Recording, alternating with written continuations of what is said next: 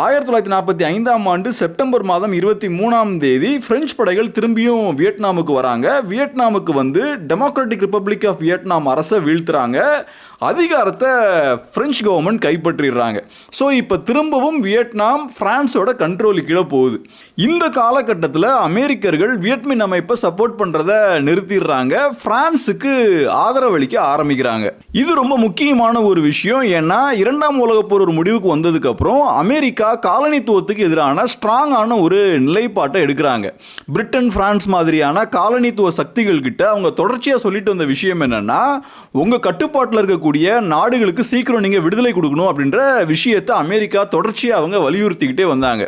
But அப்படி இருந்தும் வியட்நாம்னு வரும்போது வியட்நாமோட சுதந்திரத்தை ஆதரிக்காம ஏன் அவங்க பிரான்ஸை ஆதரிச்சாங்க அப்படின்ற ஒரு கேள்வி இருக்கு. அதுக்கான முக்கியமான காரணம் என்னன்னா, அந்த காலகட்டத்தில் கோல்டு வார் முழுமையாக ஸ்டார்ட் ஆகாம இருந்தாலும் அமெரிக்காவுக்கும் யுஎஸ்எஸ்ஆருக்கும் இடையே சுமூகமான ஒரு ரிலேஷன்ஷிப் இல்லை.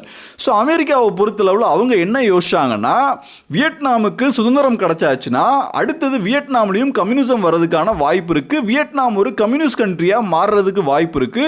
ஸோ அதை நம்ம அலோவ் பண்ணக்கூடாது. ஸோ வியட்நாம் பிரான்ஸ் கட்டுப்பாட்டில் இருக்கிறது பெட்டர் அப்படின்ற மாதிரி அமெரிக்கர்கள் யோசிச்சாங்க. ஏன்னா அந்த காலகட்டத்தில் அமெரிக்காவில் டாமினோ தியரி அப்படின்ற ஒரு கான்செப்ட் ரொம்ப ஃபேமஸாக இருந்தது. இந்த டாமினோ தியரியை பொறுத்தளவில் ஒரு நாட்டில் கம்யூனிசம் வந்தாச்சுன்னா அடுத்து தொடர்ச்சியாக மற்ற நாடுகள்லையும் அந்த நாடை சுற்றி இருக்கக்கூடிய மற்ற நாடுகள்லையும் கம்யூனிசம் ஸ்ப்ரெட் ஆக ஆரம்பிச்சிடும் அப்படின்ற மாதிரியான ஒரு நம்பிக்கை அமெரிக்காவில் இருந்தது. ஸோ வியட்நாம் ஒரு கம்யூனிஸ்ட் நாடாக மாறியாச்சுன்னா அடுத்தது சுற்றி இருக்க நாடுகளும் வேகமாக கம்யூனிஸ்ட் கண்ட்ரீஸாக மாறிடும். ஈவன் ஆஸ்திரேலியா கூட ஒரு கம்யூனிஸ்ட் நாடாக மாறுறதுக்கான வாய்ப்பு இருக்குது அப்படின்ற மாதிரி அமெரிக்கர்கள் யோசிச்சாங்க. ஸோ அவங்க என்ன பண்ணுறாங்கன்னா, கம்யூனிசமை நம்ம வியட்நாமில் கம்ப்ளீட்டாக க்ரஷ் பண்ணிடணும், அதை முடிவு கொண்டு வரணும் அப்படின்ற மாதிரி அமெரிக்கர்கள் யோசிக்கிறாங்க.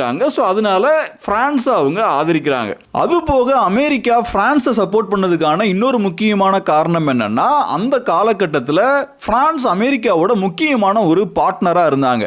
அமெரிக்காவை பொறுத்தளவில் யூரோப்பில் கம்யூனிசமை ஸ்டாப் பண்ணணும்னா பிரான்ஸ் வழியாக தான் அந்த விஷயத்தை பண்ண முடியும். ஏன்னா பிரிட்டனை பொறுத்தளவில் பிரிட்டன் ஒரு தீவா அவங்க தனித்து விடப்பட்டிருந்தாங்க. ஸோ யூரோப்பில் அமெரிக்கா செய்ய விரும்புகிற காரியங்களை பிரான்ஸ் வழியாக தான் அவங்க பண்ண முடியும். ஸோ அமெரிக்காவுக்கு பிரான்ஸ் ரொம்ப அவசியம் அப்படின்ற ஒரு சூழல் இருந்தது.